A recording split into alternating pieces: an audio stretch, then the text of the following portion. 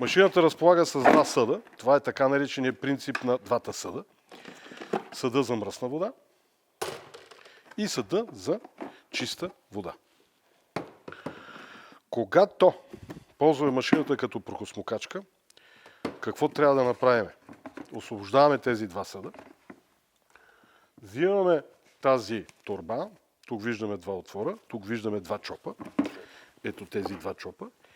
И нанизваме торбата върху двата чопа. По този начин. Дъгата. Разстиламе торбата и поставяме торбата върху двата чопа. Малко е трики джаб, както се казва. Малко трябва да си поиграе. Не е съвсем за хора, които са прекалили с кафето, но в дадения случай, ако така е поставена, не става, защото трябва отвора да е нагоре. Защото има много такива случаи, които стават. Отварям. Отвора нагоре. С надписа Керхер към мене. Поставям. Завъртам. Така. Така.